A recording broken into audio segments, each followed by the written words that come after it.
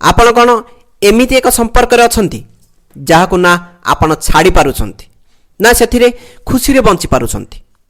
କେବେ କେବେ ଜୀବନ ଆମକୁ ଏମିତି ଏକ ମୋଡ଼କୁ ନେଇ ଆସେ ଯେଉଁଠି ହୃଦୟ କହେ କି ସମ୍ପର୍କଟାକୁ ତୁଟେଇ ଦିଅ, କିନ୍ତୁ ମନ କହେ ଯଦି ଛାଡ଼ିଦେବ ତେବେ ବଞ୍ଚିପାରିବନି। ଆପଣ ବି ହୁଏତ ସେହି ଯନ୍ତ୍ରଣା ଅନୁଭବ କରିଥିବେ ଯେତେବେଳେ କୌଣସି ସମ୍ପର୍କରେ ରହି ମଧ୍ୟ ନିଶ୍ୱାସ ନେବା କଷ୍ଟକର ହୋଇପଡ଼େ, ବଞ୍ଚିବା ଅସମ୍ଭବ ହୋଇଯାଏ, ଛାଡ଼ିବା ବି ମୁସ୍କିଲ ଏବଂ ସମ୍ପର୍କ ନିଭାଇବା ବି ମୁସ୍କିଲ। ଆପଣ କେବେ ଏମିତି ଚିନ୍ତା କରିଛନ୍ତି କି ଆପଣ କାହା ସହିତ ଅଛନ୍ତି ତଥାପି ଆପଣଙ୍କ ଭିତରେ ଏକ ଗଭୀର ଶୂନ୍ୟତା ରହିଛି, ଯେମିତିକି ଆପଣ ପୁରା ଏକୁଟିଆ, ଯଦିଓ ଆପଣଙ୍କ ପାଖରେ କେହି ଜଣେ ଅଛି?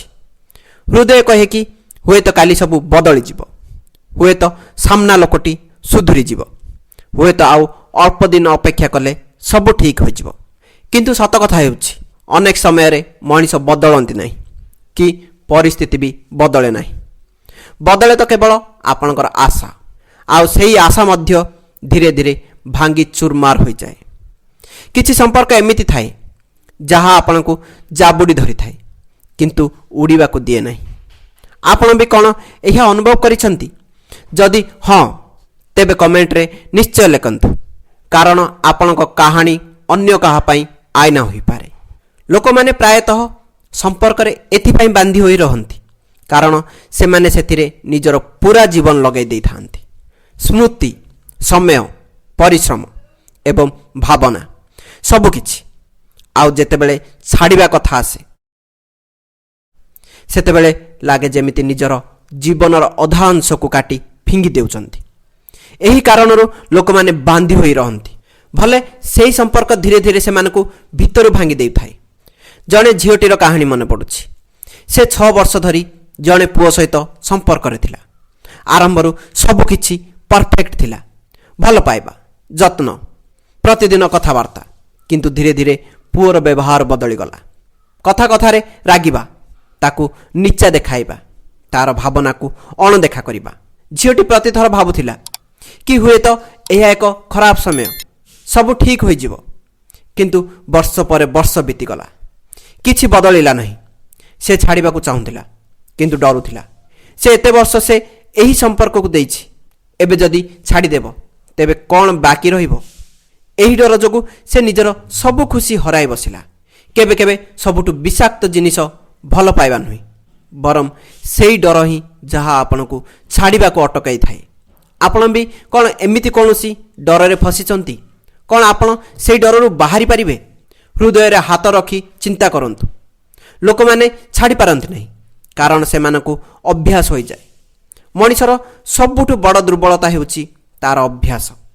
ଯେତେବେଳେ କେହି ଜଣେ ଆପଣଙ୍କ ସକାଳ ଏବଂ ରାତିର ଅଂଶ ପାଲଟିଯାଏ, ଯେତେବେଳେ ପ୍ରତିଟି ଛୋଟ ବଡ଼ କଥା ତାଙ୍କ ସହ ଜଡ଼ିତ ହୋଇଯାଏ, ସେତେବେଳେ ତାହା ଏକ ନିଶା ବା ଆଡ଼ିକ୍ସନ୍ ପାଲଟିଯାଏ। ଆଉ ଏହି ନିଶାରୁ ବାହାରିବା କୌଣସି ମଦ ନିଶା ଛାଡ଼ିବା ଠାରୁ କମ୍ ନୁହେଁ। ସମ୍ପର୍କ ଯଦି ଅଭ୍ୟାସ ହୋଇଯାଏ ତେବେ ସେଥିରୁ ବାହାରିବା ସେତିକି କଷ୍ଟକର ଯେତିକି କୌଣସି ବିଷର ଲତ ଛାଡ଼ିବା। ଟିକିଏ ଭାବନ୍ତୁ, କେହି ଜଣେ ପ୍ରତିଦିନ ଆପଣଙ୍କୁ ମେସେଜ କରେ, ଆପଣଙ୍କୁ ପ୍ରଶଂସା କରେ, ଯତ୍ନ ନିଏ। ଆପଣଙ୍କ ପୁରା ଦିନଟି ତାଙ୍କ ଉପରେ ନିର୍ଭର କରିବାକୁ ଲାଗେ।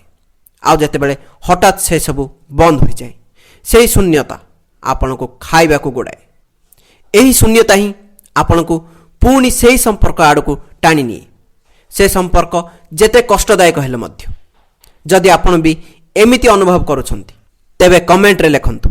ହୁଏତ ଆପଣଙ୍କର ସ୍ୱର କୌଣସି ଭଙ୍ଗା ହୃଦୟକୁ ସାହସ ଦେଇପାରେ।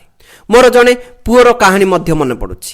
ସେ ତା'ର ଗର୍ଲଫ୍ରେଣ୍ଡକୁ ନିଜର ଦୁନିଆ ବୋଲି ଭାବୁଥିଲା, ତା'ର ସବୁ ଆବଶ୍ୟକତା ପୂରଣ କରୁଥିଲା, କିନ୍ତୁ ଝିଅଟି ତାକୁ ସବୁବେଳେ ଅବହେଳା କରୁଥିଲା। ତା'ର ଭଲ ପାଇବା ବା ପରିଶ୍ରମର କୌଣସି ମୂଲ୍ୟ ତା ପାଖରେ ନଥିଲା। ପୁଅଟି ଜାଣିଥିଲା କି ଏହି ସମ୍ପର୍କ ତାକୁ ଧୀରେ ଧୀରେ ଶେଷ କରିଦେଉଛି, କିନ୍ତୁ ସେ ଛାଡ଼ି ପାରୁନଥିଲା। କାହିଁକି? କାରଣ ତାକୁ ଝିଅଟିର ସ୍ୱର ଏବଂ କଥାର ଅଭ୍ୟାସ ହୋଇଯାଇଥିଲା। ହୃଦୟ ଜାଣିଥିଲା ସମ୍ପର୍କଟି ଭୁଲ, କିନ୍ତୁ ଅଭ୍ୟାସ ତାକୁ କଏଦ କରି ରଖିଥିଲା। ଏଇଠୁ ହିଁ ସେଲ୍ଫ ଡାଉଟ୍ ବା ନିଜ ଉପରେ ସନ୍ଦେହ ଆରମ୍ଭ ହୁଏ। ମଣିଷ ନିଜକୁ ପ୍ରଶ୍ନ କରେ, କ'ଣ ମୋ ଭିତରେ କିଛି ଅଭାବ ଅଛି? ମୁଁ କ'ଣ କାହା ପାଇଁ ଯୋଗ୍ୟ ନୁହେଁ? ମୋର କ'ଣ କୌଣସି ମୂଲ୍ୟ ନାହିଁ? ଆଉ ଧୀରେ ଧୀରେ ସେ ନିଜର ପ୍ରକୃତ ମୂଲ୍ୟ ଭୁଲିଯାଏ। ଏହା ହିଁ ଏମିତି ସମ୍ପର୍କର ସବୁଠୁ ବଡ଼ କ୍ଷତି। ଯଦି ଆପଣ ଏହି କଥାଗୁଡ଼ିକୁ ନିଜ ଜୀବନ ସହ ଯୋଡ଼ି ପାରୁଛନ୍ତି, ତେବେ ଚ୍ୟାନେଲକୁ ସବସ୍କ୍ରାଇବ୍ କରନ୍ତୁ ଏବଂ ଭିଡ଼ିଓଟିକୁ ନିଶ୍ଚୟ ସେୟାର କରନ୍ତୁ। ଟିକିଏ ହୃଦୟରୁ ଭାବନ୍ତୁ, ନିଜର ଆତ୍ମସମ୍ମାନ ହରାଇ କାହାକୁ ଜାବୁଡ଼ି ଧରିବା ଠିକ୍, ନା କିଛି ଦିନର କଷ୍ଟ ସହି ସବୁଦିନ ପାଇଁ ମୁକ୍ତି ବା ଆଜାଦି ପାଇବା ଠିକ୍? ସମ୍ପର୍କ ନିଭାଇବା ଏକ ଦାୟିତ୍ୱ, କିନ୍ତୁ ନିଜର ଆତ୍ମାର ଗଳା ଚିପିଦେବା କୌଣସି ମଜବୁରି ନୁହେଁ। ଆପଣ କେବେ ଲକ୍ଷ୍ୟ କରିଛନ୍ତି, ଆମେ ସେହି ଲୋକଙ୍କୁ କାହିଁକି ଧରି ବସିଥାଉ ଯିଏ ଆମକୁ ସବୁଠୁ ଅଧିକ କଷ୍ଟ ଦେଇଥାଏ, ଯିଏ ଆମକୁ କନ୍ଦାଏ? ସିଏ ହିଁ ଆମର ହସର କାରଣ ହୋଇ ରହିଥାଏ। ଆମ ଭିତରେ ଭାବୁ, ଯଦି ସେ ଚାଲିଯିବ ତେବେ ମୁଁ ଭାଙ୍ଗି ପଡ଼ିବି। ଅସଲ କଥା ହେଉଛି, ଆମେ ସେହି ମଣିଷ ସହ ବାନ୍ଧି ହୋଇନଥାଉ, ବରଂ ସେହି ସମୟ ସହ ବାନ୍ଧି ହୋଇଥାଉ ଯାହା ଆମେ ତାଙ୍କ ସହ ବିତାଇଛୁ। ସେହି ହସ, ସେହି କଲ୍, ସେହି ରାତି ରାତି ଧରି କଥା ହେବା ଆମ ରକ୍ତରେ ମିଶି ଯାଇଥାଏ। କେବେ ଭାବିଛନ୍ତି କାହିଁକି ଆପଣ ଘଣ୍ଟା ଘଣ୍ଟା ଧରି ମୋବାଇଲ ଧରି ବସିଥାନ୍ତି, କେବଳ ଏହି ଆଶାରେ କି ତା'ର ଗୋଟେ ମେସେଜ ଆସିବ?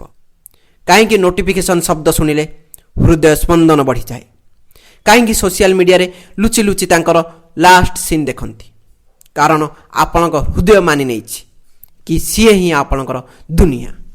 ଅନେକ ସମୟରେ ସାମ୍ନା ଲୋକଟି ଆପଣଙ୍କୁ ଇଗ୍ନୋର କରେ, ଖରାପ ବ୍ୟବହାର କରେ, ତଥାପି ଆପଣ ତାକୁ ଠିକ୍ ବୋଲି ପ୍ରମାଣ କରିବାକୁ ଚେଷ୍ଟା କରନ୍ତି, ଯେମିତିକି ସେ ହୁଏତ ବ୍ୟସ୍ତ ଅଛି, ହୁଏତ ତା'ର ମୁଡ୍ ଖରାପ ଅଛି, କିମ୍ବା ମୋର ଭୁଲ ହୋଇଥିବ। ଏହି ହୁଏତ ଶବ୍ଦଟି ଆପଣଙ୍କ ଜୀବନକୁ ଧୀରେ ଧୀରେ ଖାଇଯାଏ। ପ୍ରକୃତରେ ଆମେ ଏକୁଟିଆ ହୋଇଯିବା ଭୟରେ ନିଜର ସବୁ ସୀମା ବା ବାଉଣ୍ଡ୍ରି ଭାଙ୍ଗି ଦେଇଥାଉ।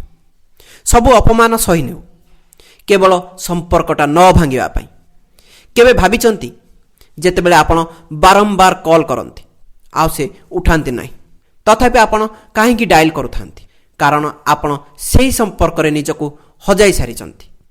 ଭଲ ପାଇବା ଆମକୁ ଅନ୍ଧ କରେ ନାହିଁ, ବରଂ ଆମର ଆତ୍ମସମ୍ମାନ ଛଡ଼ାଇ ନିଏ। ଜଣେ ବିବାହିତ ମହିଳାଙ୍କ କଥା ଭାବନ୍ତୁ। ତାଙ୍କ ସ୍ୱାମୀ ତାଙ୍କୁ କେବେ ବି ଗୁରୁତ୍ୱ ଦେଉନଥିଲେ। ସେ ସବୁବେଳେ ଏକୁଟିଆ ଅନୁଭବ କରୁଥିଲେ, ତଥାପି ସେହି ଘରେ ସେହି ଲୋକ ସହ ରହୁଥିଲେ। କାହିଁକି? କାରଣ ସମାଜର ଡର ଥିଲା। ଲୋକେ କ'ଣ କହିବେ, ପିଲାମାନେ କ'ଣ ଭାବିବେ? ଆଉ ଏହି ଡରରେ ସେ ନିଜର ପୁରା ଜୀବନ ବୁଝାମଣା ବା କମ୍ପ୍ରମାଇଜ୍ କରି କାଟିଥିଲା। କ'ଣ ଆପଣ ବି ଏମିତି କିଛି ବୁଝାମଣା କରୁଛନ୍ତି? କେବେ ନିଜ ହୃଦୟକୁ ପଚାରନ୍ତୁ, ସେହି ମଣିଷଟି କ'ଣ ଆପଣଙ୍କୁ ସତରେ ଖୁସି ଦେଉଛି, ନା କେବଳ ଆପଣଙ୍କ ଏକୁଟିଆପଣକୁ ଢାଙ୍କିବା ପାଇଁ ଏକ ବାହାନା ମାତ୍ର? ମଣିଷ କୌଣସି ଜିନିଷ ନୁହେଁ ଯେ ସେ ସବୁବେଳେ ଆପଣଙ୍କ ପାଖରେ ରହିବ। କେବେ କେବେ ଆମକୁ ଛାଡ଼ିବାକୁ ପଡ଼େ, କାରଣ ଜବରଦସ୍ତି ଧରି ରଖିବା ଦ୍ୱାରା ଆମେ ନିଜକୁ ହିଁ ମାରି ଦେଇଥାଉ। ଯଦି ଆପଣ ଏ ପର୍ଯ୍ୟନ୍ତ ଏହି କଥାକୁ ଶୁଣୁଛନ୍ତି, ତେବେ ଏହା ଆପଣଙ୍କ ହୃଦୟକୁ ଛୁଇଁଛି। ତେଣୁ ଲାଇକ୍ଟେ ନିଶ୍ଚିତ କରନ୍ତୁ। କାହିଁକି ଆପଣ ପ୍ରତିଥର କ୍ଷମା କରିଦିଅନ୍ତି ଯେତେବେଳେ ସାମ୍ନା ଲୋକଟି ବାରମ୍ବାର ସେଇ ଏକା ଭୁଲ କରେ? କାରଣ ଆପଣଙ୍କୁ ଲାଗେ, ଯଦି ଆପଣ ରାଗିବେ ତେବେ ସେ ଚାଲିଯିବ। ଆପଣ ରାଗନ୍ତି ନାହିଁ, ବରଂ ନିଜର ଡରକୁ ଲୁଚାନ୍ତି। ଆଉ ଏହି ଡର ଆପଣଙ୍କୁ ଭିତରୁ ଶୂନ୍ୟ କରିଦିଏ। ସମ୍ପର୍କ ନିଭାଇବା କଷ୍ଟ ନୁହେଁ, କଷ୍ଟ ହେଉଛି ନିଜକୁ ହରାଇ ବଞ୍ଚିବା। ଯେତେବେଳେ ଆପଣ ସମ୍ପର୍କ ଛାଡ଼ିବା କଥା ଭାବନ୍ତି, ସବୁଠୁ ପ୍ରଥମେ ଗିଲ୍ଟି ବା ଅପରାଧ ବୋଧ ଆସେ। ଲାଗେ ଯେମିତି ଆପଣ ହିଁ ଭୁଲ। ଆପଣ ନିଜକୁ ଦୋଷ ଦିଅନ୍ତି, କାହିଁକି ମୁଁ ଆଉ ଟିକିଏ ଚେଷ୍ଟା କଲିନି, ଆଉ ଟିକିଏ ସହିଥିଲେ ହୁଏତ ସବୁକିଛି ଠିକ୍ ହୋଇଥାନ୍ତା। କିନ୍ତୁ ସତ କଥା ହେଉଛି, ସମ୍ପର୍କ କ'ଣ ଜଣକ ଚେଷ୍ଟାରେ ଚାଲେ? ସବୁ ବୋଝ କ'ଣ ଆପଣଙ୍କୁ ହିଁ ବୋହିବାର ଥିଲା? ତାପରେ ଆସେ ଏକୁଟିଆପଣର ଡର, ସେଇ ଖାଲି ସ୍କ୍ରିନ୍, ବନ୍ଦ ହୋଇଯାଇଥିବା ସେଇ ଚାଟ୍ ୱିଣ୍ଡୋ। ଲାଗେ କି ତା ବିନା ମୁଁ କେମିତି ବଞ୍ଚିବି? କାହା ସହ ହସିବି, କାହା ସହ କାନ୍ଦିବି? ଜଣେ ପୁଅ ତା'ର ଗର୍ଲଫ୍ରେଣ୍ଡକୁ ଛାଡ଼ିଦେଲା କାରଣ ସେ ବାରମ୍ବାର ଧୋକା ଦେଉଥିଲା। କିନ୍ତୁ ଛାଡ଼ିବା ପରେ ସେ ପ୍ରତି ରାତିରେ କାନ୍ଦୁଥିଲା। ଦିନରେ ସମସ୍ତଙ୍କ ସହ ହସୁଥିଲା, କିନ୍ତୁ ରାତିରେ ଭାଙ୍ଗି ପଡ଼ୁଥିଲା। କାରଣ ତାକୁ ଡର ଥିଲା କି ଏବେ ଆଉ କେହି ତାକୁ ଭଲ ପାଇବେ ନାହିଁ। କିନ୍ତୁ ମାନସିକ ଶକ୍ତି ସେତେବେଳେ ଆସେ ଯେତେବେଳେ ଆପଣ ମାନି ନିଅନ୍ତି କି ଯାହା ହୋଇଗଲା ତାହା ଆପଣଙ୍କ ନିୟନ୍ତ୍ରଣରେ ନଥିଲା। ଯେଉଁ ମଣିଷ ଚାଲିଗଲା ସେ ଆପଣଙ୍କ କାହାଣୀର ଏକ ଅଂଶ ଥିଲା, କିନ୍ତୁ ପୁରା ବହି ନୁହେଁ। ଧୀରେ ଧୀରେ ଏମିତି ଏକ ସକାଳ ଆସିବ ଯେତେବେଳେ ଆପଣ ଅନୁଭବ କରିବେ କି କଷ୍ଟ ତ ଅଛି, କିନ୍ତୁ ଆପଣ ନିଶ୍ୱାସ ନେଇପାରୁଛନ୍ତି। ଆପଣ ନିଜକୁ ଫେରି ପାଇବା ଆରମ୍ଭ କରିବେ। ନିଜର ଆତ୍ମସମ୍ମାନ, ନିଜର ପରିଚୟ ଏବଂ ନିଜର ଖୁସି। ଆପଣ ଜାଣିବାକୁ ପାଇବେ କି ଆପଣ ଯାହାକୁ ହରାଇଥିଲେ ସେ ସମ୍ପର୍କ ନୁହେଁ, ବରଂ ଆପଣ ନିଜକୁ ହିଁ ହରାଇ ସାରିଥିଲେ। ନିଜକୁ ଭଲ ପାଇବା ଶିଖନ୍ତୁ। ସକାଳେ ବୁଲିବାକୁ ଯାଆନ୍ତୁ। ନିଜ ପାଇଁ କଫି ବନାନ୍ତୁ। ନୂଆ ବହି ପଢ଼ନ୍ତୁ। ଏହି ଛୋଟ ଛୋଟ କାମ ଆପଣଙ୍କ ଆତ୍ମବିଶ୍ୱାସ ଫେରାଇ ଆଣିବ।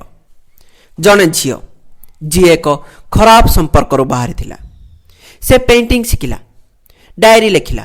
କିଛି ମାସ ପରେ ସେ ଜାଣିପାରିଲା କି ଯେଉଁ ଖୁସି ସେ ଅନ୍ୟ ପାଖରେ ଖୋଜୁଥିଲା, ସେ ଖୁସି ତା ନିଜ ପାଖରେ ହିଁ ଅଛି। ନିଜକୁ ଭଲ ପାଇବା ସ୍ୱାର୍ଥପରତା ନୁହେଁ, ଏହା ଏକ ଶକ୍ତି। ମନେ ରଖନ୍ତୁ, ମୁଁ କାହା ବିନା ଅଧୁରା ନୁହେଁ, ମୁଁ ନିଜେ ହିଁ ସମ୍ପୂର୍ଣ୍ଣ। ଯେଉଁ ସମ୍ପର୍କ ଆପଣଙ୍କୁ ଭାଙ୍ଗି ଦେଇଥିଲା ସେହି ସମ୍ପର୍କ ହିଁ ଆପଣଙ୍କଠୁ ସବୁଠୁ ବଡ଼ ଉପହାର ଦେଇ ଚାଲିଯାଇଛି। ତାହା ହେଉଛି ଆପଣଙ୍କ ଶକ୍ତି। ଅନ୍ଧାର ଘରେ ଯେମିତି ଏକ ଛୋଟ ଦୀପଟିଏ ଜଳି ଉଠେ, ସେମିତି ଆପଣଙ୍କ ଭିତରେ ଏକ ନୂଆ ସାହସ ଜନ୍ମ ନେବ। ଯିଏ ଆପଣଙ୍କୁ ତଳେ ପକାଇ ଦେଉଥିଲା ସିଏ ହିଁ ଆପଣଙ୍କ ଉଡ଼ିବାର କାରଣ ସାଜିବ। ଆଗରୁ ଲୋକେ ଆପଣଙ୍କୁ କାହା ସହ ସମ୍ପର୍କ ପାଇଁ ଜାଣୁଥିଲେ, ଏବେ ଆପଣଙ୍କୁ ନିଜ ପାଇଁ ଜାଣିବେ।